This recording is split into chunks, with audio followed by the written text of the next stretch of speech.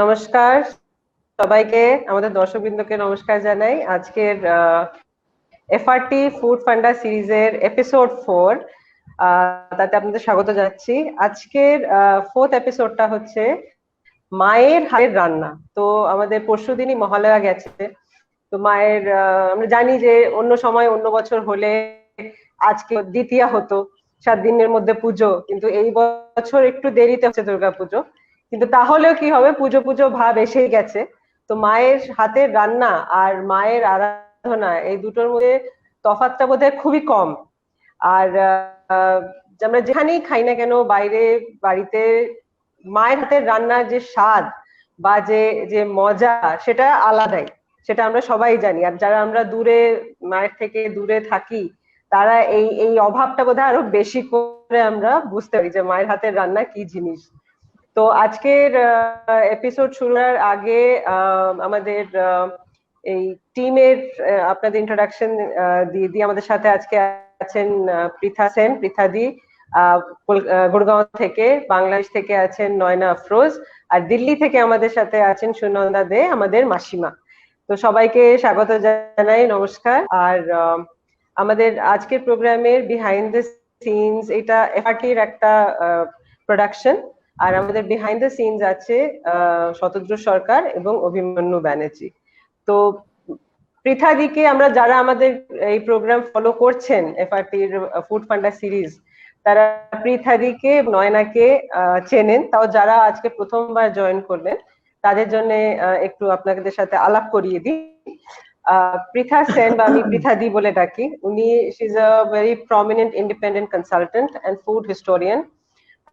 উনি দেশে, she is very very popular for reviving a lot of our lost heritage and food culture. আর indigenous food নিয়ে ওনার প্রচুর রিসার্চ, আর উনি অনেক কাজ করছেন। সো ওয়েলকাম পৃথাদি। Nayna is from Dhaka, Bangladesh. আর আমাদের ওনার she is a culinary expert, home chef, food consultant, আর নয়নার knowledge on Bengali food in India as well as in Bangladesh, এই জন্য দুই দেশে, পশ্চিমবঙ্গতে এবং বাংলাদেশে উনি খুব পরিচিত। আর আমাদের সাথে যিনি আছেন, আমাদের মাসিমা বললাম, সুনন্দা দে, উনি দিল্লির বাসিন্দা, তবে জন্ম ওনার পশ্চিমবঙ্গে। বিয়ের সূত্রে উনি দিল্লিতে আসেন এবং আজকে বোধহয় উনি 65 বছর না 55 বছর হলো দিল্লিতে আছেন। আর দিল্লিরই বাসিন্দা, এখন প্রবাসী হয়ে গেছেন এত বছরে। কিন্তু রান্না বান্না ওনার মানে খুব শখ, ভালোবাসেন, অত্যন্ত ভালো রান্না করেন। তো আজকের এপিসোডে আমরা মায়ের হাতে রান্না নিয়ে আলোচনা করব। পৃথাদি, একটু যদি আমাদের দর্শকদের বলেন যে হোয়াট মায়ের হাতে রান্নার এই কনসেপ্টটা কি, আর আজকে আমরা কি দেখতে চলেছি। হ্যাঁ, আমরা খুবই আজকাল খাবার নিয়ে চর্চা করি, and the entire focus now is on reviving recipes that are close to being forgotten. I will not say lost, কারণ কোনো না কোনো বাড়িতে ওইগুলো হচ্ছে, এবং সেই কাজটাই আমি করি, যে সেই জিনিসগুলো একটু খুঁজে খুঁজে বের করি আমি। কিন্তু এই যে এই রান্নাগুলো কিন্তু বাঁচিয়ে রেখেছিলেন আমাদের মায়েরা। হ্যাঁ, আর আমরা মা, মাসি, ঠাকুমা, দিদিমা, এনারা যে কাজটা করে গেছেন, আমাদের যে একটা বিরাট ভান্ডার দিয়ে গেছেন এনারা। হ্যাঁ, আমরা কিন্তু সেটা বেঁচে খাই। আমি মানে খুবই মানে কথায় বলছি, মানে it sounds a little crash, but আমি যখন বলি যে এইগুলোর কথা, এই রান্নাগুলো, খাবারগুলোর কথা, আমি বলি যে এটা আমার ঠাকুমার ছিল, আমার দিদিমার ছিল, আমার কোনো মাসি আমাকে শিখিয়েছিলেন, আমার কোনো পিসি শিখিয়েছিলেন। দ্যাট ক্রিয়েটস অ্যান ওরা about it, and people are interested. But who were these মাসিস and who were these পিসিস? আমরা তো ওনাদের নামটা নিয়ে নিজেরা নামটা করে বেরিয়ে যাচ্ছি, কিন্তু আমরা কখনো কিন্তু তাদের সামনে আসছি না। হ্যাঁ, আর এই সময়টা, স্পেশালি পুজোর সময়টা, আমরা যারা সবাই বাইরে বাইরে বাইরে প্রবাসী, হ্যাঁ, যারা মা বাবাদের কাছ থেকে দূরে, হ্যাঁ, তাদের কিন্তু আমাদের সবসময় মনে হয় এই সময়টা যে মানে এই পুজোর সময়টা যদি মা কাছে থাকতো। হ্যাঁ, অ্যান্ড মা দুর্গাকেও আমরা মা বলেও বলি, আমরা মেয়ে বলেও বলি। উনি আসেন মানে বেঙ্গলে অ্যাজ আ ডটার, হ্যাঁ, coming home to her parents, হ্যাঁ and her mother cooks up a storm, which is why আমরা দুর্গা পুজোতে এত খাই। আমাদের অন্যদের হুম নবরাত্রি হয়, হ্যাঁ, অন্যদের নবরাত্রি হয়, তার হ্যাঁ ওখানে সংযম, নবরাত্রিতে হচ্ছে সংযম, কিন্তু আমাদের হচ্ছে এক্সেস। হ্যাঁ হ্যাঁ, আমাদের এক্সেস, সংযম আমরা করি ঠিকই, হ্যাঁ, অঞ্জলি দেওয়া অবধি বা অঞ্জলি দেওয়া অবধি বা আমাদের অষ্টমীর দিন অনেকে উপোস করেন বা এইসব আছে ঠিকই, কিন্তু কোনো হার্ড অ্যান্ড ফাস্ট রুলস নেই। তারপরে কিন্তু আমরা যে যা ইচ্ছা খেতে পারি, কেউ আমাদের কিচ্ছু বারণ করে না। আর খাবার ইজ ও ফোকাস। পুজোর সময় কোথায় খেতে যাব? প্যান্ডেলে প্যান্ডেল লাফিয়ে লাফিয়ে আমরা খেতে যাই, কিন্তু অ্যাট দি এন্ড হ্যাঁ অফ দ্য ডে, আমাদের মায়েরা কিন্তু বাড়িতে ওই সময় অনেক স্পেশাল রেসিপিস করেন, বিজয়ের সময় কত মিষ্টি করেন, হুম হ্যাঁ, যেগুলো আমরা ভুলে যেতে বসেছি। এবং we all whom feel that is, মার কাছ থেকে যদি ওই রেসিপিটা নিয়ে রাখতাম, বা মাকে এখন ফোন করি, মা হুম ওইটা কি করে করি। তাই আজকের আমাদের episode Mahalaya special run up to the pujos is with Ma. হ্যাঁ, আর আমাদের মাসিমা বাহ আমাদেরও মা। হ্যাঁ হ্যাঁ, আর মাসিমাকে তাই জন্য আজকে এখানে ইনভাইট করেছি আমরা, যে মাসিমার কাছ থেকে হুম কিছু শুনবো, কিছু দেখবো, কিছু শিখবো। হুম, আর নিশ্চয়ই হ্যাঁ এপিসোডটা অলসো অ্যাবাউট দুর্গাপুজো। তাই আমি একটু নয়নাকে জিজ্ঞেস করব যে আমরা যেরকম ভাবে মানে ইন্ডিয়াতে দ্য বেঙ্গলিজ সেলিব্রেট দুর্গাপুজো, এখন post partition, you have been there in Bangladesh, Dhaka now for 25 years, and তুমি কিন্তু কলকাতার মেয়ে, কিন্তু তুমি বিয়ে করে ওখানে তুমি আছো, হ্যাঁ, এবং ওই কালচারের সাথে তুমি মিশে গেছো, একেবারেই মিশে গেছো। হ্যাঁ, তো একটু বলো আমাদের যে ওখানে কিরম ভাবে এখন দুর্গাপুজো সেলিব্রেট হয়। আহ দুর্গাপুজো তো তোমার মানে এক এক জায়গায় এক এক রকম ভাবে হয়। মানে ধরো ঢাকাতে যে পুজোটা, তার সাথে বিভিন্ন দেশীয় অঞ্চল যেগুলো, সেগুলোর পুজোর পার্থক্য আছে। আবার স্মল টাউন যেগুলো, সেখানে পুজোর পার্থক্য আছে। তো একটা আমি খুব শর্টে যদি ছোট করে বলি, যে ঢাকার পুজোতে হচ্ছে যে তোমার একটা বিশাল একটা বারোয়ারি ব্যাপার থাকে। হ্যাঁ, মানে ধরো বড় বড় পুজো, কিছু কিছু পুজো আর কি, বিশাল বড় বড় পুজো, বড় কটা বড় পুজো বাজেট। হয় হ্যাঁ, ঢাকাতে? ঢাকাতে কটা পুজো হয়? ঢাকাতে গত বছর 27,000 হয়েছিল। হ্যাঁ, কিন্তু রিয়েলি? এবছরের ফিগারটা জানি। আমি চৈতাকে তাই বলছিলাম যে কিরকম জানো তো, যে একটা গলি দিয়ে তুমি, একটা গলির মুখে তুমি ঢুকলে, হ্যাঁ, তারপরে সেই গলিটা এরকম এরকম করে পাজলের মতো ঘুরতে থাকে। বাই দ্য টাইম তুমি বেরিয়ে আসলে 33টা প্যান্ডেল ওর মধ্যে তুমি ক্রস করে গেছো। My goodness. বুঝেছো, আমি নিজে সেটা দেখেছি। হ্যাঁ, আমি হ্যাঁ, নিজে সেটা এক্সপিরিয়েন্স করেছি। মানে একটা রাস্তার তিন মাথায় তিনটা পুজো, সেটাই আবার ঘুরে পাশে আবার আরেকটা পুজো। মানে ওই শাঁখারীপট্টি ওই এই জায়গাটা, যেটা পুরান ঢাকার, যেটা হিন্দু অধ্যুষিত এলাকা, ওই জায়গায় আবার ধরো ঢাকেশ্বরী মন্দিরের মধ্যে একটা পুজো হচ্ছে বড়, আশেপাশে অনেকগুলো ছোট ছোট পুজো হচ্ছে, আচ্ছা, তিন চারটা ঢাকেশ্বরী পুজো হচ্ছে। মন্দিরে পুজো হয়? হ্যাঁ হ্যাঁ, ঢাকেশ্বরী মন্দিরে তোমার পুরো দুর্গা মানে দুর্গা ঠাকুরের মূর্তি যেটা, সেটা এস্টাবলিশড, যে সেটাই কলকাতায় বলছি। হরিশ মুখার্জি রোডে আচ্ছা আছে না, ওরকম কারণ একটা, কারণ মানে ওটা ভাসান হ্যাঁ, হয় না, ওটা হ্যাঁ হ্যাঁ থাকেই। হ্যাঁ, হ্যাঁ, হ্যাঁ, হ্যাঁ, সেটাই, হ্যাঁ হ্যাঁ। তো হ্যাঁ, তো ওরকম পুজো হয়। আর হচ্ছে কি তোমার এই যে বড় পুজো, কিছু কিছু আমাদের বড় পুজো আছে, যেমন কলাবাগান মাঠ বলে একটা মাঠ আছে, ওখানে একটা খুব বড় পুজো হয়। তারপর বনানীতে একটা খুব বড় পুজো হয়। এইসব পুজোগুলোতে যেটা হয় যে ওখানে তোমার আহ পুজোটা যে খুব মানে যেরকম ভাবে শাস্ত্রীয় নিয়ম মেনে যে একদম ভীষণ ভাবে ওরকম ভাবে না, কারণ হচ্ছে তোমার এখনো গ্রামের মধ্যে তোমার যে ওই পুজোর যে ভোগটা না, সেটা কিন্তু এখনো হচ্ছে তোমার মানে পুরোপুরি শাস্ত্রীয় নিয়ম মেনে করে। ওরা হচ্ছে যে কাঁচা মুগ, তারপর নারকেল, তারপর কাঁচা বুট, আতপ চাল এইসব দিয়ে ভোগটা দেয়। হ্যাঁ, ওই খিচুড়ি রান্না কিন্তু করে না। আচ্ছা। ওয়ারাজ এই যে শহরের পুজো যেগুলো, তো সেগুলোতে তো তোমার ওগুলো তো করেই। আবার সব লোকজন যারা আসে তাদের কি খাওয়ায় জানো, মানে from the Puja committee biryani. কারণ আচ্ছা। ওখানে তো হচ্ছে তোমার সব আচ্ছা। ধর্মের লোকজন আসছে, শুধু যে হিন্দুরা দেখতে আসছে তা তো না, হ্যাঁ। ওখানে সব ধর্মের লোকেরাই আসছে। আর biryani happens to be a very popular food in Bangladesh. তো কাজী সেই মানে ইন ঢাকা, হুম। আর এবং ওটা সার্ভ করারও সুবিধা আছে, সবকিছু মিলে ওই এক প্যাকেট বিরিয়ানি দিয়ে দিল। আমি আমি একটা কথা জানতে চাই, নয়না। বলো বলো। যে ২৭,০০০ পুজো, তোমাদের ওখানে ২৭,০০০ পুরোহিত আছে? এইটা খুব কঠিন প্রশ্ন। আবার মানে মানে ওই একটা ওই বললাম না যে ওটা তো পুরোপুরি শাস্ত্রীয় ভাবে হচ্ছে না, কিছু কিছু তো এ থাকছেই, নিশ্চয়ই কিছু থাকে। আমি আমি মানে লেখা আমাদের দেখেছিলাম। সরস্বতী পুজোর সময় হয় না, এই পুরুত হ্যাঁ, মশাইকে ওরকমই। ধরে পুরুত পাওয়া যাচ্ছে পালিয়ে না। যায়, হ্যাঁ হ্যাঁ, টান মেরে নিয়ে গেল। হ্যাঁ হ্যাঁ, একদমই ওরকম হয়। ওর ইনফ্যাক্ট ওরকম দিনাজপুরে একবার শুনেছিলাম ওরকম যে দিনাজপুরেও অনেক অনেক পুজো হয় আর কি। ফিগারটা আমি এই মুহূর্তে বলতে পারবো না, কিন্তু দিনাজপুর টাউনেও অনেক পুজো হয়। ওখানে পুরুত মাসেই চুরি হয়ে গেছিল, আমি একবার শুনেছিলাম যে he was village। হ্যাঁ, তো কাজে এটা তো একটা খুব কঠিন ব্যাপার, মানে জিনিসটা মেনটেন করা আর কি।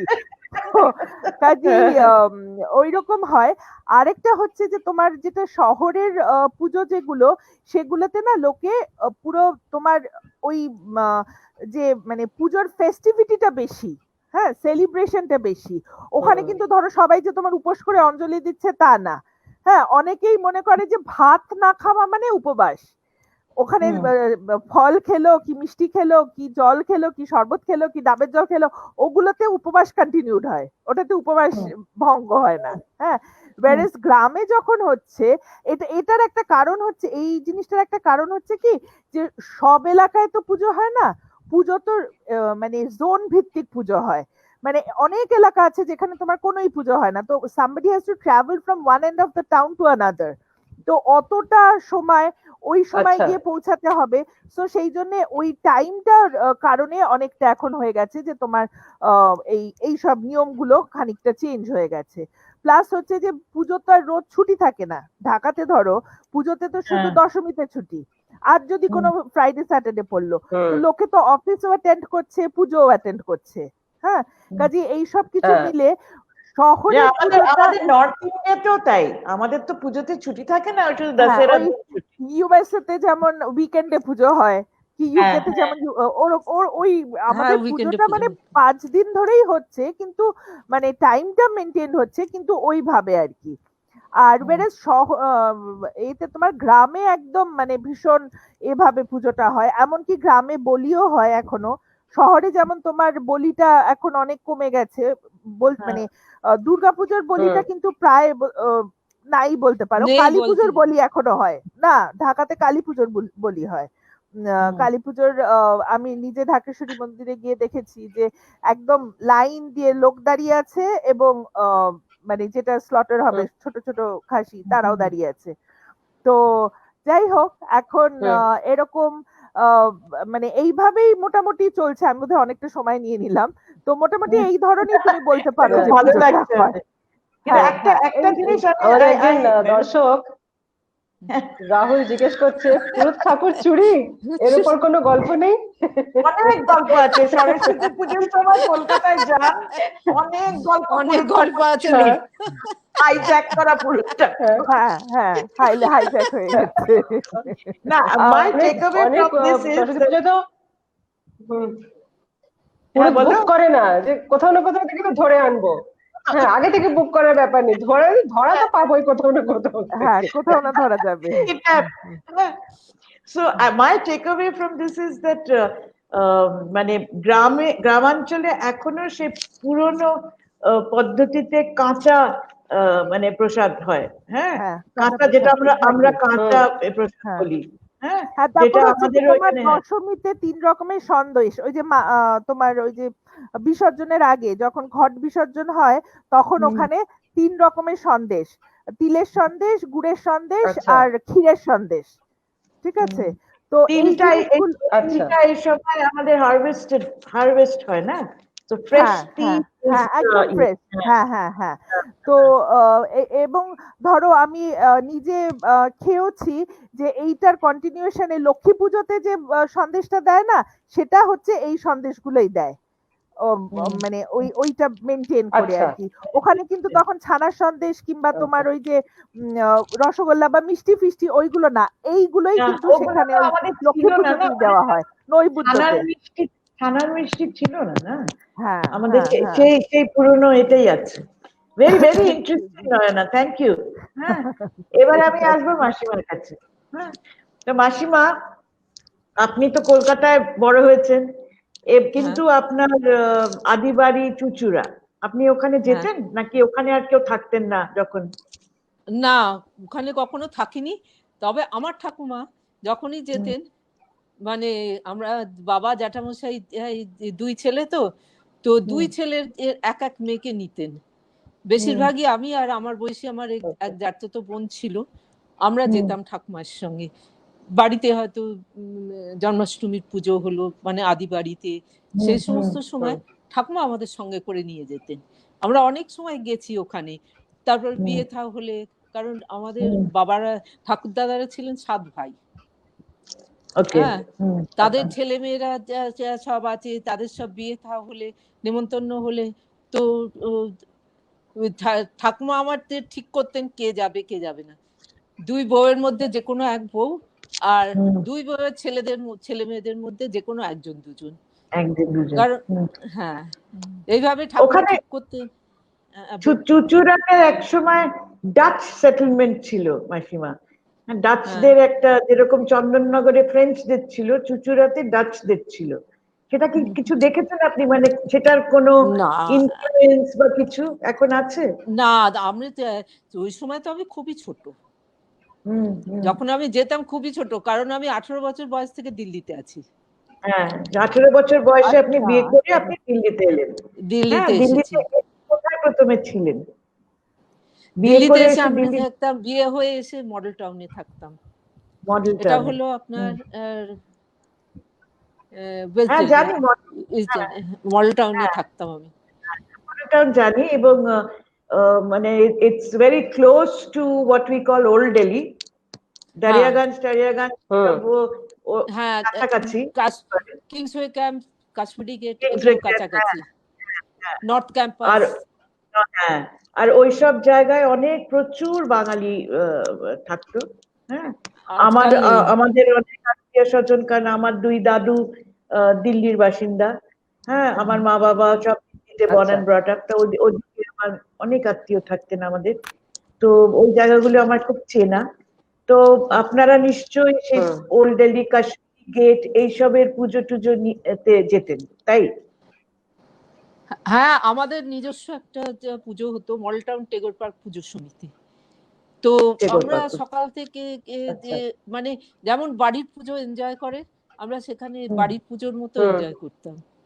হ্যাঁ, হুম, সকালবেলা উঠে তাড়াতাড়ি তৈরি হয়ে প্যান্ডেলে যাওয়া, পুষ্পাঞ্জলি দেয়া, তারপরেতে পুষ্পাঞ্জলি দিয়ে হয়তো ছোট ছোট ছেলে মেয়ে তাদের বাড়িতে নিয়ে এসে খানিকটা খাইয়ে দাইয়ে আবার যাওয়া, দুপুরে ভোগ হুম, খাওয়া। তারপর সন্ধেবেলা হুম আমরা সারা রাত জেগে যাত্রা দেখেছি, সিনেমা দেখেছি আমারও সেই সময়। ছোটবেলা দিল্লির মেমোরিজ তাই, পুজোতে সারা রাত ধরে আমরা ওই ব্ল্যাক এন্ড হোয়াইট খাট খাট খাট খাট খাট খাট করে সিনেমা দেখাতো, সিনেমা মাঝখানে দেখা, বন্ধ হয়ে যেত।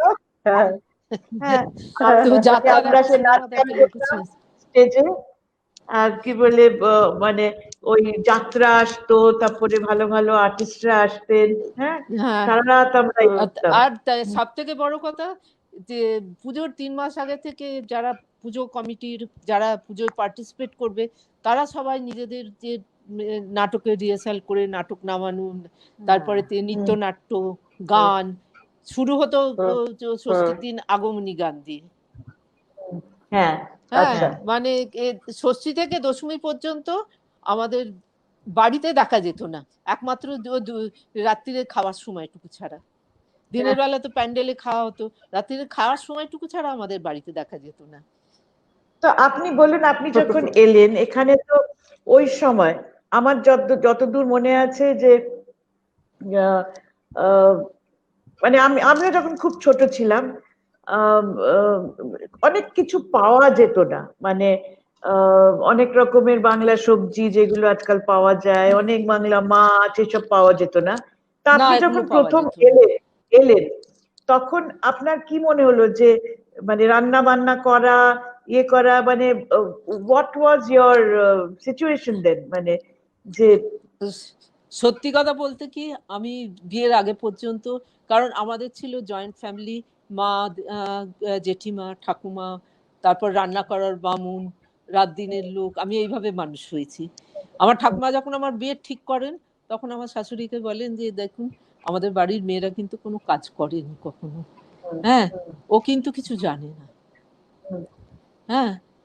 তো ওই ইয়েতেই আমার শাশুড়ি বলেছিলেন যে ঠিক আছে, না জানে ঠিক আছে, কি কি আর হবে, না জানে না জানে। আমি যে যা শিখেছি এখনো সবটা আমার নিজের চেষ্টায়, আর অনেক সময় অনেক কিছু মাকে জিজ্ঞেস করে শিখেছি, আমার মাকে। কারণ আমার যে শাশুড়ি মা, উনি মানে চিরকাল বাইরে বাইরে কাটেছেন। আমার শ্বশুরমশাই বাইরে বাইরে চাকরি করেছেন, বাইরে বাইরে পাটিয়ালা, বলতে? পাটিয়ালা, লাহোর, সিমলা, হ্যাঁ, হুম, এই সমস্ত জায়গায় ঘুরে ঘুরে আমার শ্বশুরমশাই চাকরি করেছেন। সেই জন্য উনি হয়তো বছরে একবার কি 2 বছরে একবার নিজের হোম টাউন ছুঁচড়োয় যেতেন, বাকি অনেক সময় যেতেনও না। হ্যাঁ, যখন রাইট লাগে হিন্দু মুসলমানের, তখন উনি শুনেছিলাম, তখন অবশ্য আমি জন্মাইনি, আমার ওনাদের মুখে শোনা কথা, ওনারা লাহোরে থাকতেন, লাহোরে সাজানো সংসার ফেলে কোনো মুসলমান বন্ধু সাহায্য নিয়ে ট্রেনে করে পালিয়ে চলে এসেছিলেন। মানে তখন শুধু হিন্দু, লাহোরে হিন্দুদেরকে ধরে ধরে মারছে। তারপর অবস্থাটা ঠিক হলে আমার শ্বশুরমশাই ফিরেছিলেন, হ্যাঁ, নিজের চাকরির ক্ষেত্রে, লাহোরে নয়, তখন তখনও দেশ ভাগ হয়নি, দেশ ভাগের আগে ফিরোজপুরে। কোথায়? ফিরোজপুর, ফিরোজপুর। ফিরোজপুরে, পাকিস্তান। ওকে। ফিরোজপুরে ফিরেছিলেন। তো এইভাবে আপনি উনি মানে, বাইরে। তো আপনার শাশুড়ি কি ওই ওই ধরনের রান্না বান্না করতেন? ওইসব দিককার রান্না, না বাঙালি রান্নাই করতেন? না, উনি ওইসব দিককার রান্না একদমই জানতেন না। হ্যাঁ, আমার বড় যা, আমার বড় যা, উনিও ছুঁচড়োর মেয়ে। প্রথমে ও আসে, তারপর তার 3 মাস বাদ আমি আসি। হ্যাঁ, তো আমরাই মানে এটা বাপের বাড়ির ইয়ে থেকে আমরা নিজেদের ইয়েতে করতাম। আচ্ছা, মানে আমার শাশুড়ি আপনার মা কোনো বাঙালি বলুন। রান্না জানতেন না, কোনো বাঙালি রান্না আমার শাশুড়ি মা জানতেন না। তাই বুঝি? হ্যাঁ, হ্যাঁ, তো উনি কি মানে কি রান্না করতেন? রান্না করতেন, বাঙালি ধরনেরই রান্না করতেন, কিন্তু তাতে ওনার একটুখানি মতো করে। হ্যাঁ, এদেশীয় টাচ। আমরা যেমন পুরো বাঙালি রান্না করি, যাতে যা দিতে হবে দিয়ে, হ্যাঁ, উনি কিন্তু তা করতেন না। ওনার রান্না একটু এদেশীয় টাচ ছিল। আবার আমার হাজবেন্ড রান্না করতে খুব ভালো রান্না করতে পারতেন। উনি একলা থেকেছিলেন, হ্যাঁ, একলা থাকতেন, উনি কিছুদিন একলা ছিলেন, উনি কিন্তু খুব ভালো রান্না করতে পারতেন। হ্যাঁ, আচ্ছা। আমাদের সিনেমা দেখতে পাঠিয়ে দিলেন, বাংলা সিনেমা, বাড়িতে এসে দেখি যে মাছ কিনে, মাছের মাথা দিয়ে মুগের ডাল, মাছের কালিয়া, ভাত, সমস্ত কিছু রান্না করে রেখেছে। বাহ, হ্যাঁ, that is so good. দারুণ ব্যাপার। হ্যাঁ, উনি খুব ভালো রান্না করতে পারতেন। মাসিমা, আপনি আজকে প্রথম রেসিপিটা আপনার খুব হ্যাঁ, ইন্টারেস্টিং, খিচুড়ি পোলাও। হ্যাঁ, হ্যাঁ, খিচুড়ি পোলাও। ওটা আমরা পোলাও শুনেছি, খিচুড়ি শুনেছি, কিন্তু খিচুড়ি আর পোলাও এর এই দুটো একসাথে করাটা, হ্যাঁ, এটা খুব ইন্টারেস্টিং। এটা সব সম্বন্ধে একটু কিছু বলুন। এটা কখন হতো? যে পুজোর সময় বেরিয়ে যেতে হবে, ঠাকুর দেখতে হবে, তাড়াতাড়ি একটা না কিছু না করে বাড়িতে কিছু, এরকম একটা। এটা এটা কলকাতার রান্নাও নয়, চুঁচুড়োর রান্নাও নয়, এটা হলো আমার মামার বাড়ির দেশের রান্না। আমার মা কখনো কখনো করতেন। মামার বাড়ি হ্যাঁ, কোথায়? মামার বাড়ির দেশ কোথায়? আমার বাড়ি মুর্শিদাবাদ, মুর্শিদাবাদে। আচ্ছা। খাগড়ায় আচ্ছা। আমার মামার বাড়ি। হ্যাঁ হ্যাঁ, ও হ্যাঁ, একটু পানি আমার বসিয়ে মামার দিই। বাড়ি হ্যাঁ। খাগড়ায়। এই রান্নাটা আমার মা ছাড়া হুম। বাড়িতে কেউ করেন না। মা মাঝে মাঝে করতেন এমনি এ, এ, কোথাও ঠাকুর দেখা বলতে আমরা আমাদের মায়েদের কখনো ঠাকুর দেখতে যেতে দেখিনি। হ্যাঁ, এত জয়েন্ট ফ্যামিলিতে আমার ঠাকুমার অনেক রেস্ট্রিকশন ছিল। আমরা মায়েদের কখনো ঠাকুর দেখতে যেতে দেখিনি। আমরা যেতাম, বাবা নিয়ে যেত গাড়ি বের করে, বাবার সঙ্গে যেতাম, কিন্তু আমার মায়েদের কখনো, মা বা জেঠিমাকে কখনো আমরা ঠাকুর দেখতে যেতে দেখিনি। সেটাই বলছিলাম না, আমাদের মা মা মানে ঠাকুমা দিদিমারা led a very restricted life, but therefore their creativity was so much, but they remain unsung. ওনাদের কথা আমরা ভুলে যাই। হ্যাঁ, তো ওনাদের মা জেঠিমাকে বা ঠাকুমাকে আমরা তো ঠাকুর বাবাকে কোনোদিন দেখিনি। আমার বাবা 17 বছর যখন বয়স আমার ঠাকুর বাবা মারা গেছেন। হ্যাঁ, তো আমার ঠাকুমার মানে অনেক রেস্ট্রিকশন ছিল। তো এই খিচুড়ি পোলাওটা ওই মুর্শিদাবাদে ওই আপনার দিদিমার বাড়ির রান্না? আমার দিদিমার বাড়ির রান্না। দিদিমার বাড়ির রান্না, আচ্ছা। ওটা একটু দেখি এবার আমরা, তারপরে আমরা আবার ই করবো। হ্যাঁ, খিচুড়ি pulao, which is very interesting. হ্যাঁ, আমি কোনোদিন শুনিনি, এবার এখন শুনছি যে মুর্শিদাবাদের ওদিককার রান্না। হ্যাঁ, let us see it. হ্যাঁ, আমরা দেখি একটু।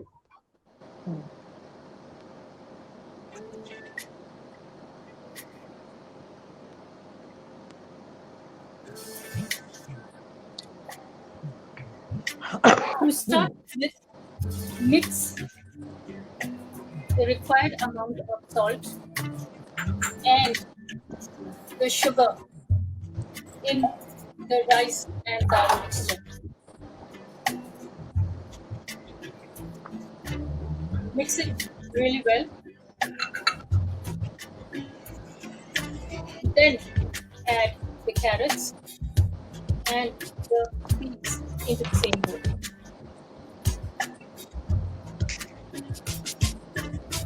And mix them well.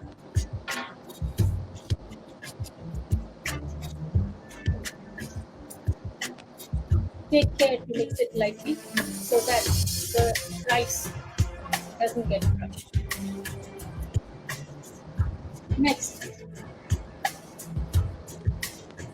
switch on the flame high to high and add some heat to the pan.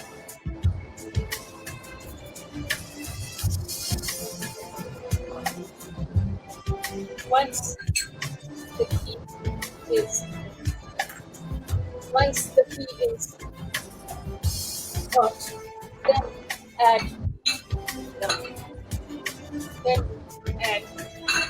the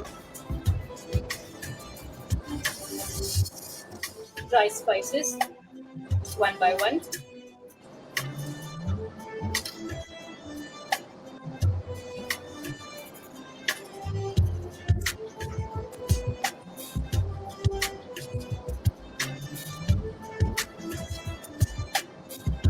Stir it quickly and allow them to crack.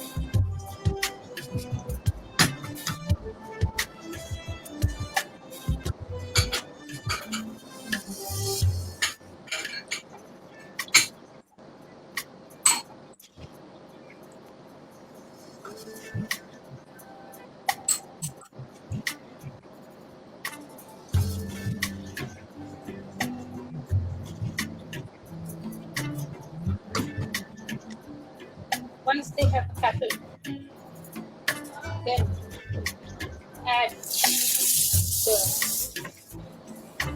mixture of rice, dal, and the vegetable into the pot.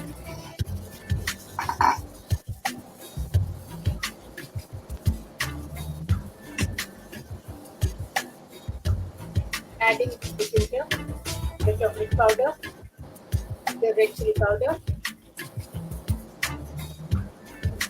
into the pot and stirring with well.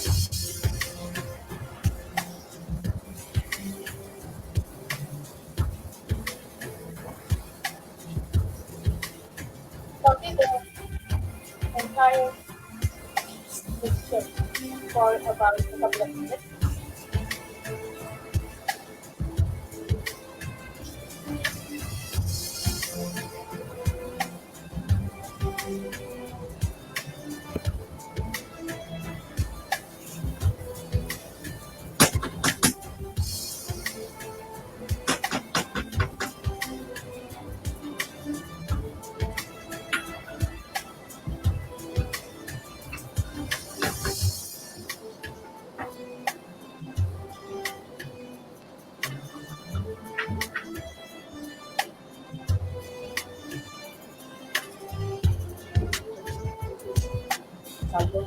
Add 2 cups of water.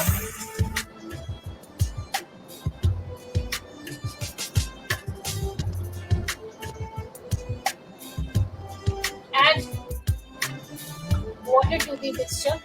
The quantity of water should be double the amount of rice and dal.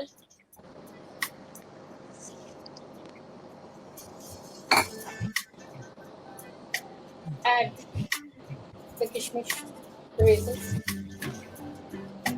and the cashews.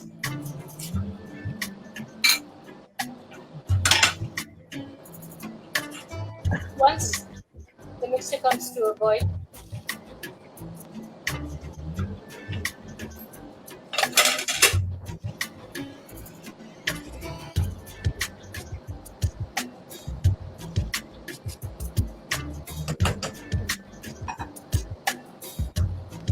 put the lid on it.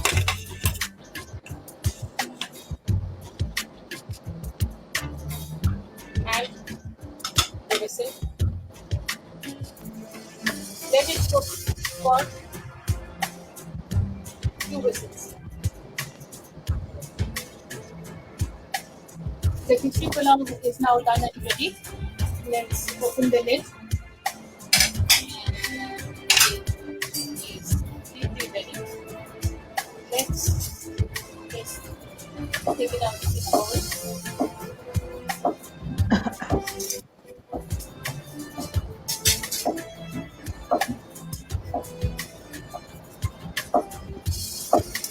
The khichdi pulao is sweet by nature and can be had with a rich curry, or it can be had just like that. It's a complete one-pot meal, as you can see, and it can be cooked with olive oil too. I have cooked it both with heat and olive oil. With heat, it tastes much better than it does when it's cooked with olive oil.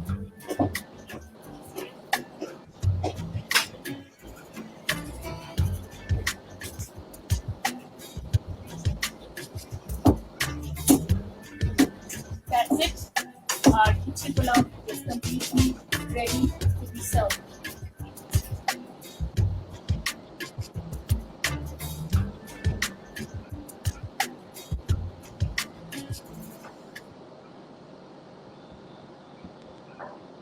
বাহ, কি সুন্দর! বাহ। দেখেই খেতে ইচ্ছে করছে, গন্ধটা মনে হচ্ছে। হ্যাঁ, গন্ধটা feel তবে করছি। আচ্ছা, ডাল থাকা নয়না? সত্ত্বেও কিন্তু বেশ ঝরঝরে হয়েছে জিনিসটা, তাই না? মানে খুব পোলাওয়ের ঝরঝরে মতো হয়েছে। ঝরঝরে সেটাই, কিন্তু জিনিসটা। খিচুড়ির মতো ডাল আছে। আচ্ছা নয়না, যখন মাসিমা বললেন যে এটা মুর্শিদাবাদের রেসিপি, তুমি হ্যাঁ। এমন একটা এক্সপ্রেশন করলে যে ও আচ্ছা এবার বুঝেছি। হ্যাঁ, কেন তোমার এক্সপ্রেশন করে বলো? না না, কারণ হচ্ছে কি আমাদের এখানে সবজি খিচুড়ি বলে একটা জিনিস আছে, ভীষণ পপুলার। মানে শীতকালে না ওটা মানে মাসে অন্তত দুটো শুক্রবার নাস্তায় খাওয়া হয়।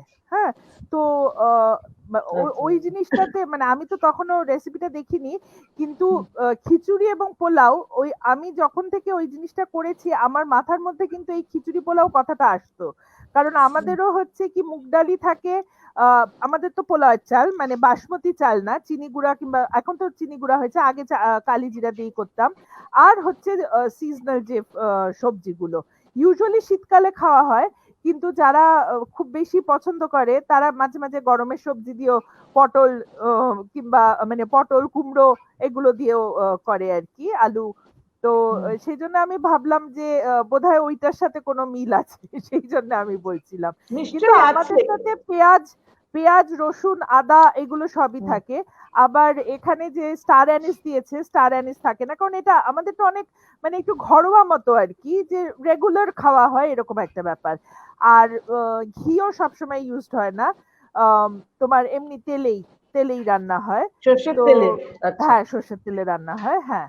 তো কিন্তু মানে ওটা দেখেই জাস্ট রাঙা বেল বলে না, সেই ব্যাপারটা মনে হলো আমার সেই জন্য আমি ওরকম আমার মনে করলাম। হয় মুর্শিদাবাদে এটা হয়েছে from the Nawabs who came হতেই from পারে, Dhaka হ্যাঁ to Murshidabad, and then হ্যাঁ। the use of ghee and rich masalas. Okay. হ্যাঁ, কিন্তু হিন্দু ঘরে রান্না হচ্ছে বলে নো পেঁয়াজ রসুন। কিন্তু আবার এই সেম জিনিসটা যদি মুর্শিদাবাদী কোনো মুসলমানের ঘরে রান্না হচ্ছে হয়তো পেঁয়াজ রসুন। হ্যাঁ, এই হতে যাবে, জিনিসগুলো হ্যাঁ কত হতেই কত পারে। সিমিলার আমাদের না, and we are Absolutely, because হ্যাঁ we were one people at one time. তো একদম। মাসিমা খুব সুন্দর দেখলাম এটা, খুবই ভালো লাগলো। এটা আপনি হ্যাঁ। প্রায় করেন বাড়িতে? আর গাজর গুলো কি সুন্দর কেটেছিলেন মাসিমা। হ্যাঁ, কি বটিতে? এটা না, ছুরি করে। আমি ছুরিতে? কাটি বটিতে। আমি যে হ্যাঁ আসলে ওটা আমার যে হেল্পিং হ্যান্ড আছে ওকে বলেছিলাম তুই কাট এগুলোকে এরকম ভাবে কাট। হ্যাঁ, হ্যাঁ তো হ্যাঁ ওকে কিছু কিছু শিখিয়েছি। এই রান্নাটা তো পারবে না ডেফিনেটলি। ওকে এই রান্না যদি বলি তুই করতে হবে, ওকে তাহলে আমাকে সমস্ত কিছু কতটা নুন লাগবে, কতটা চিনি লাগবে, কি গরম মশলা লাগবে, কি না সমস্ত কিছু দিয়ে দিলে তবে ও শুধু তার ওটা থেকে নিজে করে নেওয়া ভালো। নিজে করে নেওয়া ভালো। আচ্ছা মাসিমা, পরের রেসিপিটা কি দেখাবেন আপনি? পরের রেসিপিটা আমরা কি দেখবো? এর পরের রেসিপিটা দেখছি আমরা ধোকার ডালনা। হ্যাঁ, হ্যাঁ, ধোকার ডালনা ধোকার ডালনাটা আমি রিচ করে রান্না করেছি, কিন্তু সাধারণত আমরা যে গরমকালে যে সবজিপাতি খুব একটা পাওয়া যায় না, তো আমি সাধারণত এটা গরমকালে বেশি করি। তবে বাড়িতে রান্না করলে আমি এত রিচ করে রান্না করি না। হ্যাঁ, সেটা তো আজকাল আমরা সবাই সেটা হ্যাঁ। করি, কিন্তু ধোকার ডালনাটা ওয়াজ আ স্পেশালিটি এট ওয়ান টাইম নিরামিষ ঘরে।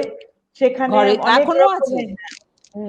এখনো আমাদের বিয়ে বাড়িতে যারা নিরামিষ খায় তাদের জন্য ধোকার ডালনা, ছানার তরকারি এই সমস্ত এখনো বিয়ে বাড়িতে আমাদের এইগুলোই রান্না হয়। ধোকা কেন বলা হতো সেটা আপনি জানেন মাসিমা? না, তা আচ্ছা, জানি না।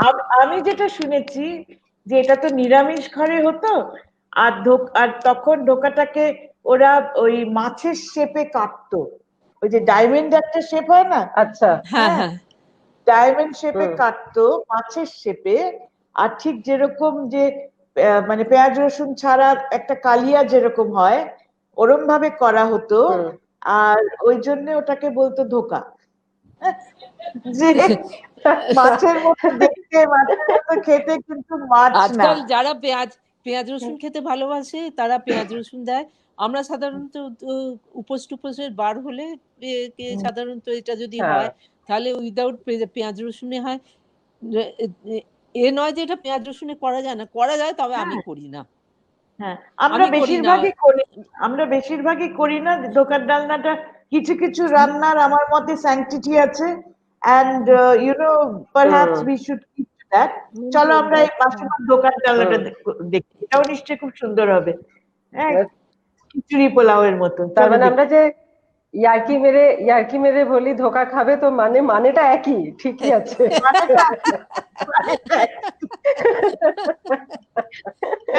ঠিক আছে, আমরা দেখি।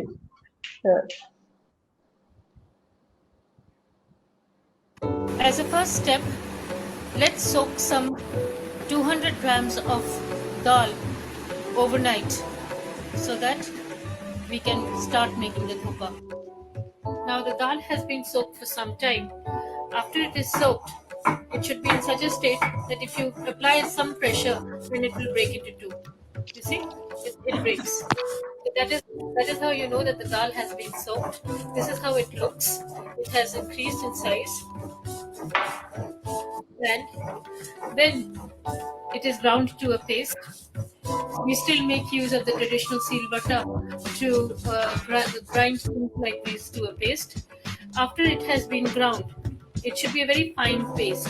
You see, it should be a very fine paste. This is the paste that would be used to make the dhokla. Now, the dhokla paste is ready to be made into dhokla. What is required to make the dhokla is a pinch of asafoetida, 1 teaspoon of ginger paste, half teaspoon of red chili powder, 1/4 teaspoon of garam masala powder, half a teaspoon of sugar, and salt to taste.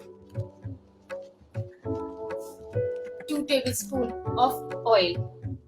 Mix the asafoetida, the ginger paste, the red chili powder, the sugar,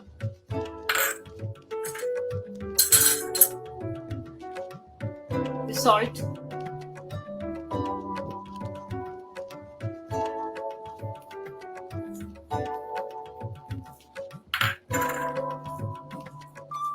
in the paste and mix it well.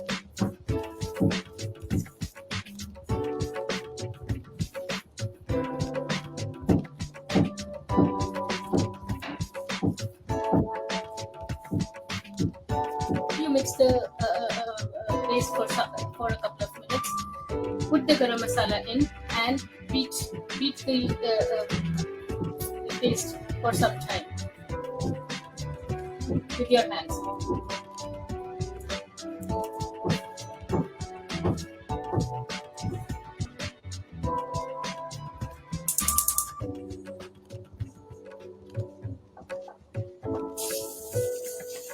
Switch on the flame and let the oil cook for a while. Once the oil is hot, put the paste in the pot.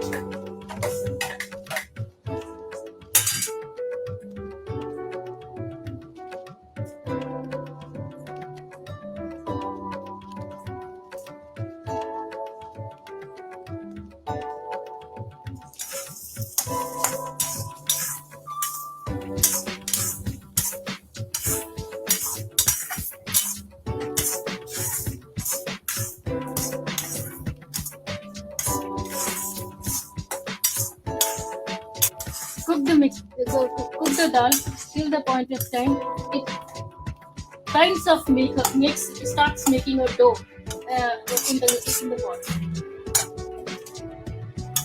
She has just switched off the gas and she's done. Now put the entire mixture into the plate.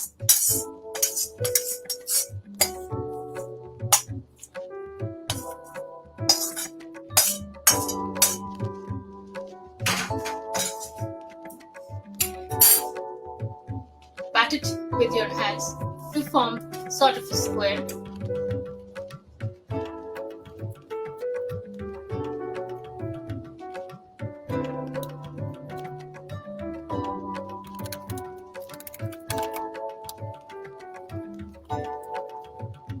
The setting of the dal is complete. Now, one just needs time to let it cool down. Put it in the refrigerator for about 10 minutes for it to become firm, and then we will deep fry it. Now, the dhokla has been set. After taking it out of the fridge, the slices have been cut out of the dhokla, and oil is hot for deep frying the dhokla. The dhokla pieces will just be deep fried India.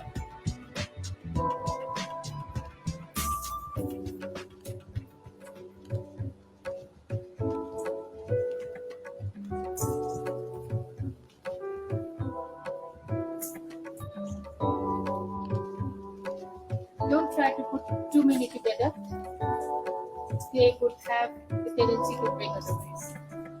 The idea behind keeping the dhokha in the fridge was to minimize them breaking away.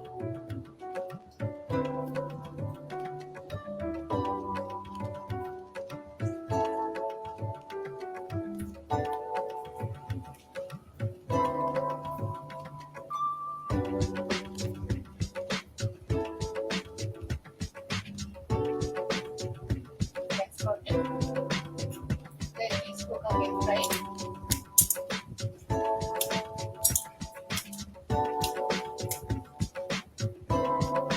Once the dhokha has been fried, we will proceed towards making the dalna.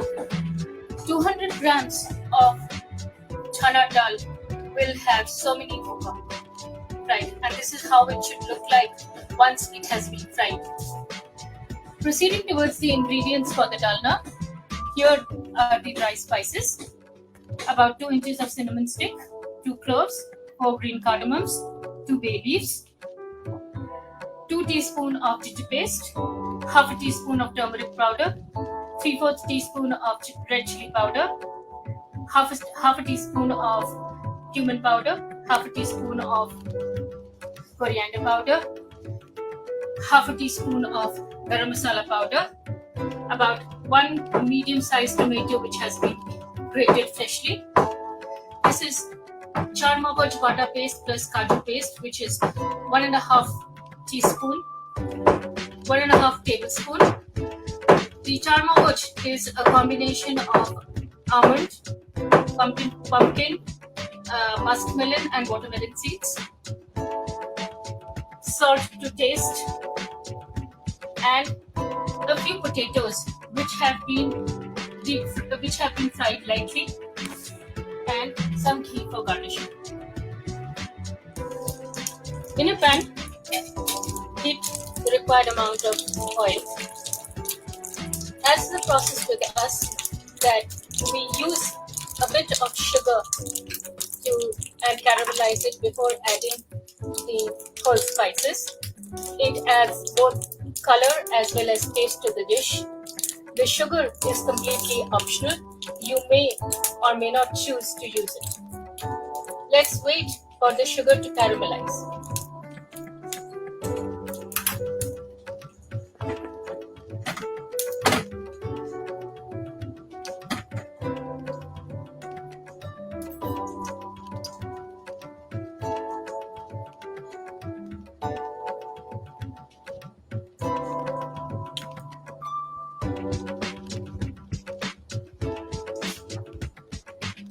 Once the sugar has caramelized, be very careful not to let the sugar burn in case you are using sugar. Let's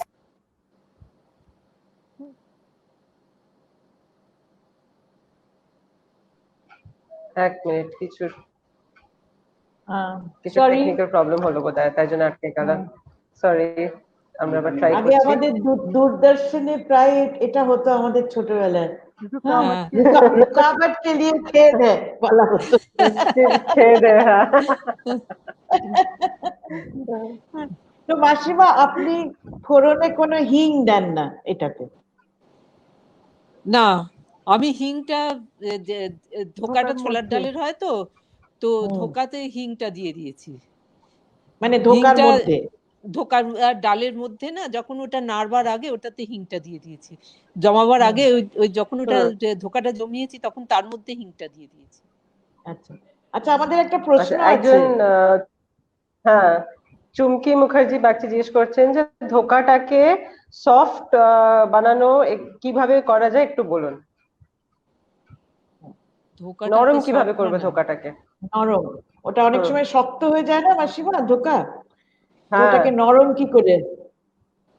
ওটা হয়তো যে সময় ধোকার ডালটা নাড়ে সেই সময় বোধহয় বেশি নাড়া হয়ে যায়, বেশি নাড়া হয়ে যাওয়ার ফলে ওটা শক্ত হয়ে যায়। ধোকাটা এরকম ভাবে নাড়তে হবে ওটা নাড়তে নাড়তে জাস্ট ডোটা হয়ে যাবে, একটু চটচটে মতো থাকবে, তখন ওটাকে জমাতে হবে, তাহলে ওটা শক্ত হবে না।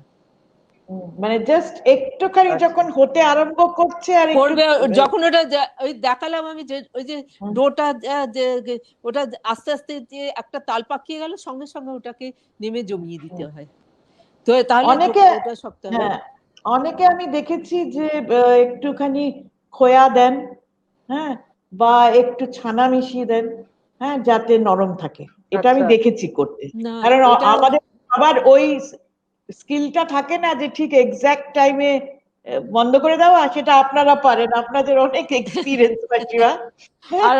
আর একটা যে ইয়ে আছে, ধোকার যে ডালটা, ওটা যদি খুব শক্ত টাইট নাড়া হয় তাহলে ওটা শক্ত হবে।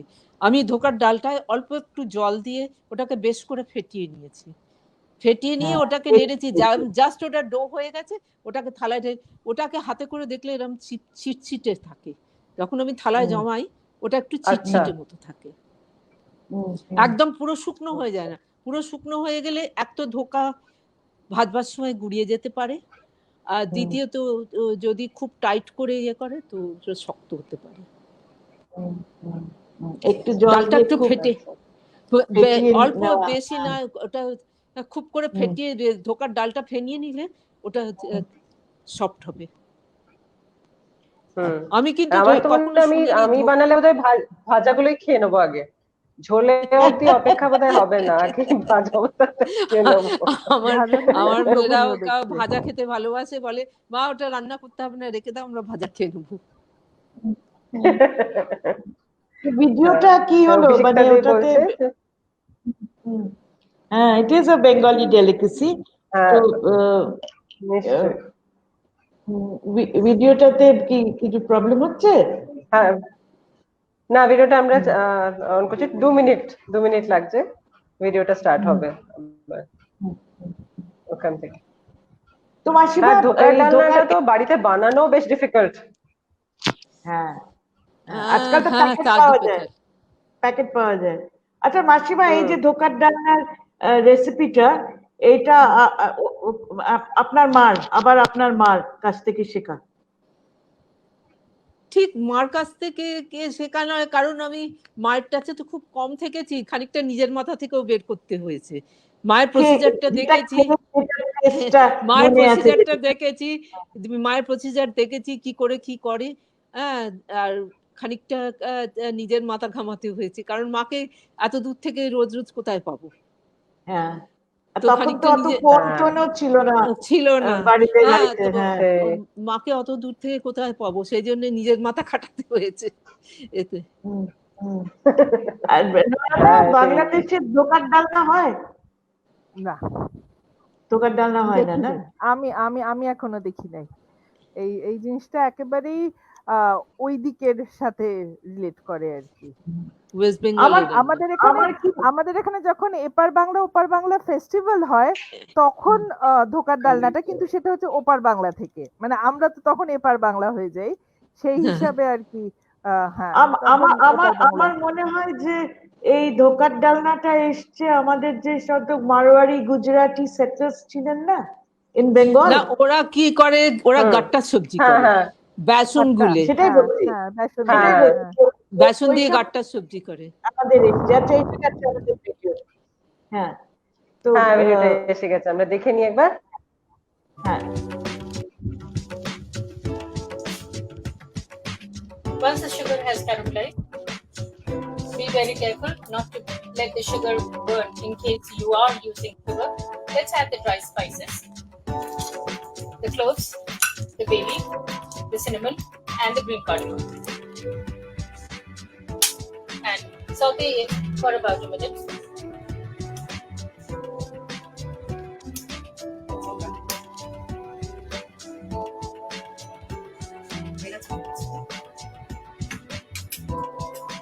Once the spices are cooked, add the red chili powder and the tomato paste.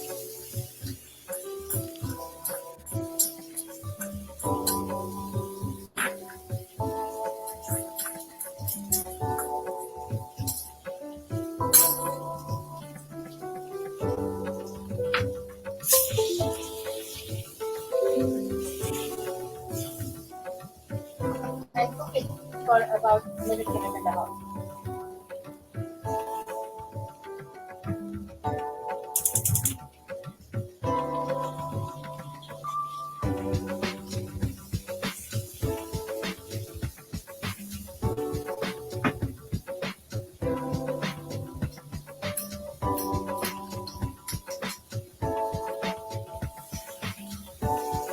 Adding the powdered masala.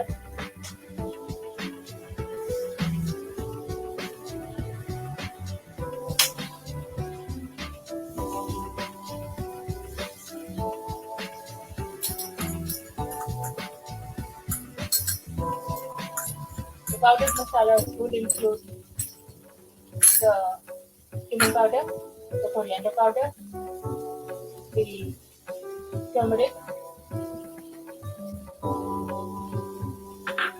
the red chili powder had been put in with the tomatoes. The only powdered ingredient that remains to be used is the garam masala.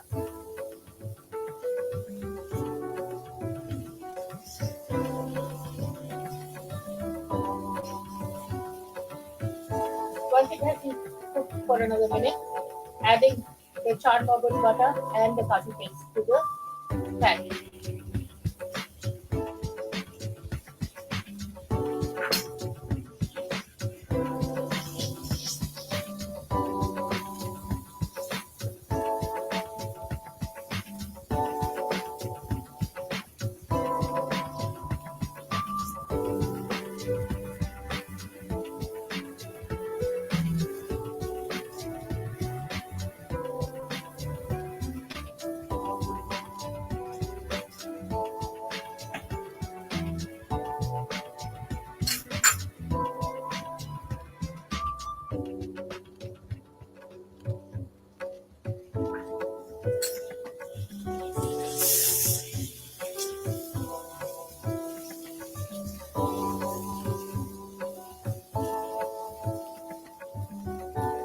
Adding some salt.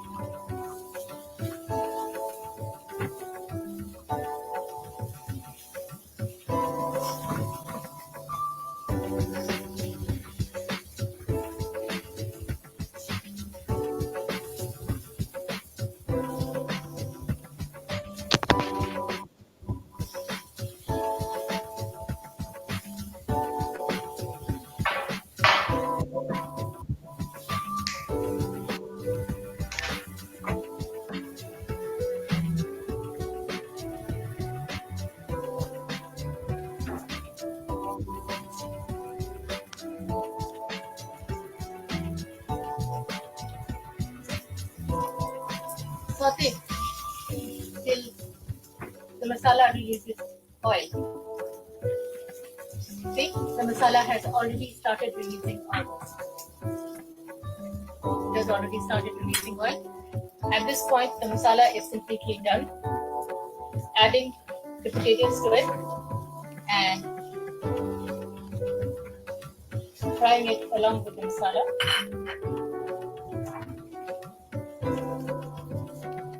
For about 30 seconds. Then adding some water which will go towards making the gravy. Just pour enough water that is desired for you to make the gravy. Once the potatoes have been cooked,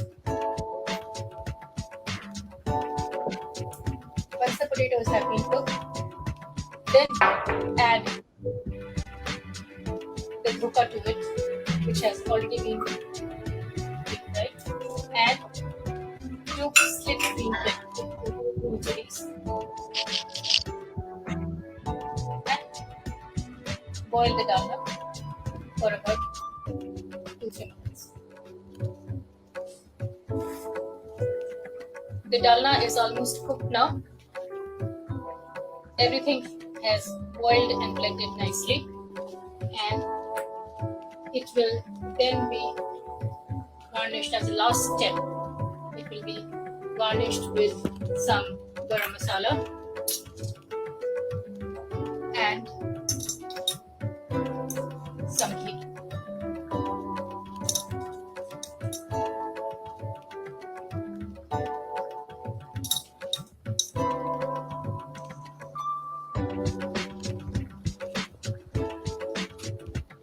Boil it for about 30 seconds and switch off the flame. This is how the dalna will look after it has been given a standing time of about 10 minutes. It is important that we give the dalna some standing time. And this is now ready to be had with luchi or any kind of pulao. অসম্ভব লোভনীয় দেখতে। হ্যাঁ, ভীষণ সত্যি ভালো তাই। দেখতে কিন্তু মাসিমা এটা তো অনেক টেনে নেয়। হ্যাঁ, এটা যদি হ্যাঁ। বেশিক্ষণ আমরা রেখে দিই তো ঝোল টেনে নেয়, তখন কি করব? জল বেশি দিয়ে রাখবেন। জল বেশি দিয়ে যে- হ্যাঁ জলটা যে গ্রেভিটা তৈরি হবে ওটা বেশি থাকবে, কারণ ওটা কিছুক্ষণ বাদে আধ ঘন্টা 1 ঘন্টা বাদে ওটা শোক করে নেবে। হ্যাঁ, তো বেশি জল দিয়ে বানাতে হবে। আচ্ছা, একটা না, প্রশ্ন আছে চৈতা। হ্যাঁ হ্যাঁ, তো এটা একটা নীলাঞ্জনা প্রশ্ন ঘোষ আছে। জিজ্ঞেস করছেন যে ফেটানো টক দই দেওয়া যাবে কিনা এর মধ্যে। এটা তো অপশনাল, ইচ্ছে করলে দিতে পারে। মানে কারণ টমেটোটা ফেটানো না দিয়ে টক দই যদি টমেটো না দিয়ে দিতে পারবে হয়তো। টমেটো না দিয়ে দিতে পারবে, এছাড়া যদি টমেটোর সঙ্গে দিতে চায় তাহলে টেস্টটা একটু অন্যরকম ডিফার করবে। হয় শুধু টমেটো দিয়ে করতে হবে, নয় দই দিয়ে করতে হবে। নইলে আচ্ছা। টমেটো দই একসঙ্গে মিশিয়ে দিলে টেস্টে তফাৎ এসে যাবে। হ্যাঁ, সেটা ঠিক। একটু বেশি খুব টক সুন্দর হয়ে যাবে হয়েছে কি? মাসিমা। হ্যাঁ, হ্যাঁ, বাট তখন টমেটো আবার দই একসঙ্গে হ্যাঁ, যদি আন্দাজ হ্যাঁ। ঠিক না রাখতে পারে টক হ্যাঁ। হয়ে যাবে বেশি। আচ্ছা, আমাদের একদম সময় ফুরিয়ে গেছে, কিন্তু তাও আমাদের লোভ আমরা সামলাতে পারি না। মাসিমার আরেকটা রেসিপি আছে, কথা না বলে বা না বাড়িয়ে আমরা লাস্টে তো বাঙালিরা দেখে নিই। মিষ্টি না হলে হয় না। আর আজকাল আমাদের কারো হ্যাঁ। পেশেন্স নেই দাঁড়িয়ে দাঁড়িয়ে পায়েস বানানো, কিন্তু মাসিমার হাতের হুম। পায়েস খাওয়ার আমার খুব ইচ্ছা রইলো। তাই জন্য এটা মাসিমাকে দিয়ে করিয়েছি আমরা। মাসিমার হাতের ছানার পায়েস, এটা আমরা চট করে দেখে নিই। এটা আমার খুব ছানার শেখার পায়েসটা দেখি হ্যাঁ, আমরা। আমারও খুব শেখার ইচ্ছা। হ্যাঁ, দেখি আমরা।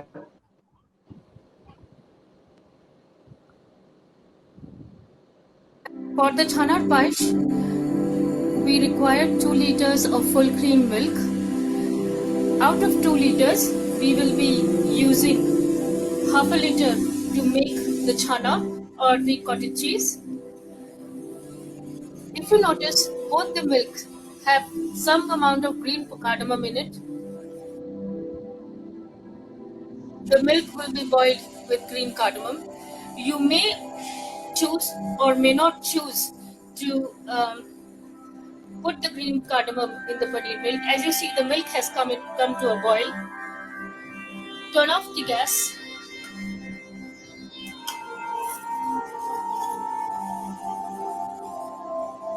And very slowly, while stirring the milk, very slowly put in some lemon juice.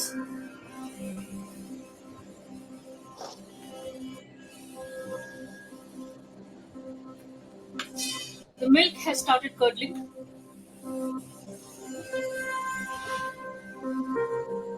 If you see that the paneer is still not formed, you can put some more lemon juice in this.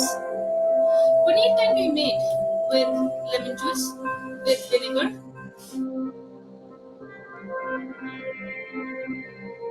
The choice that we have made is that we have used lemon juice to make.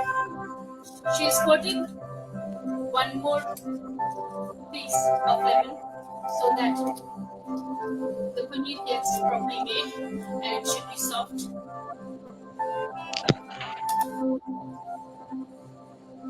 The way in which you can ascertain that the paneer has been completely is that you will see this kind of a water has been released. You see?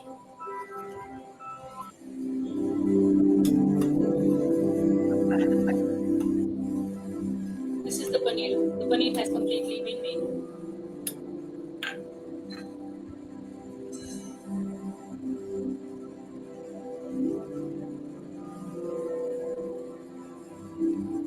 That's how it should look like. This is the complete paneer made. In the meantime, if you notice, this milk has still not boiled. Once it starts boiling, then the quantity of the milk will be reduced to make it thicker. Here too, we are using full cream milk. Now, the chana has been standing for about 10-12 minutes. Let the chana stand for 10-12 minutes. See, the water has now become glassy. It has become glassy. The chana is completely made. You need to give some standing time to the chana so that it doesn't come out rubbery. Then this water will be drained off. This water can be further used if you want to make chana again. And let the excess water drip into the bowl while the milk is boiling.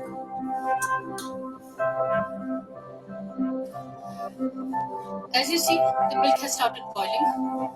Now, what follows will be a little time consuming and need to have patience. You need to stir the milk occasionally. Look at the consistency of the milk right now. Look at the consistency of the milk right now. It needs to become thicker before either sugar or cottage cheese, the chana, is put in. You need to keep stirring almost continuously. Now, while the milk is boiling and getting thicker, let us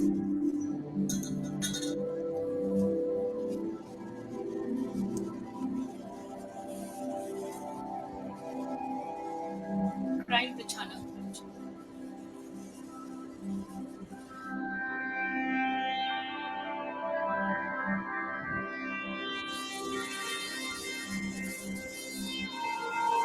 And like you would make a dough,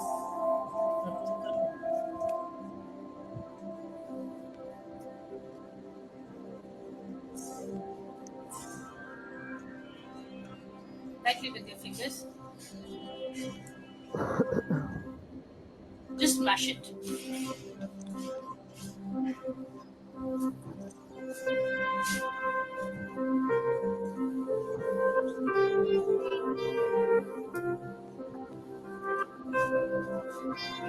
Keep an eye on the milk.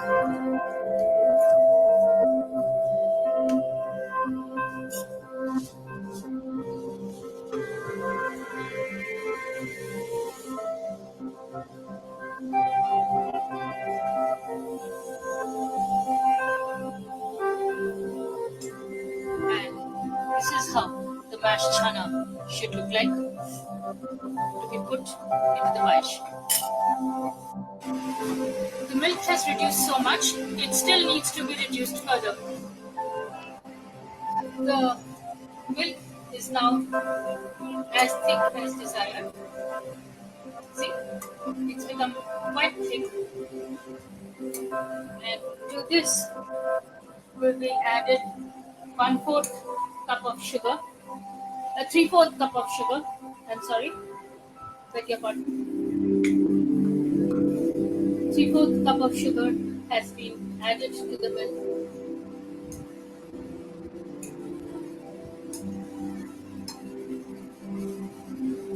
Keep stirring. Dissolve the sugar in the milk. once the sugar is dissolved, then the cottage cheese or the chana needs to go in.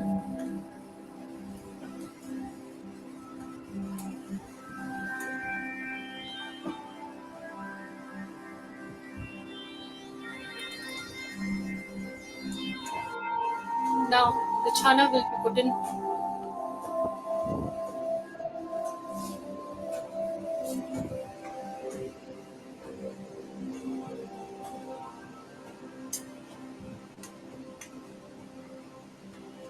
Put in the chana slowly, bit by bit. Keep stirring as you put the chana.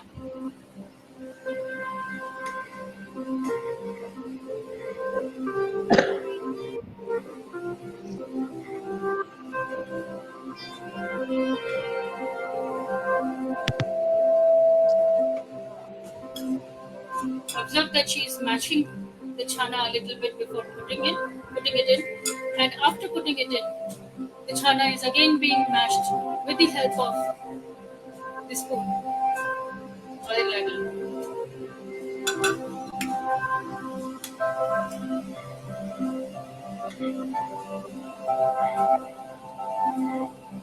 Observe how it has become even more rich.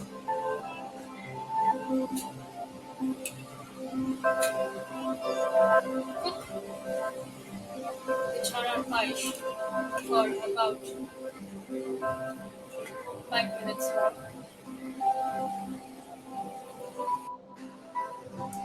Now, the chana paish is completely cooked, apart from the fact that a little bit of rose water needs to be added to the paish to give it more flavor. That's it. And we are done. It is ready to be served. Now, once the chana paish is made, then the consistency should look somewhat like this. Put some of the chana paish in a spoon and let it cool down for a bit. This is how it should look like. This is what the consistency should look like. See? Once the chana paish has cooled down a little, this is how thick it should become. Now, for the serving.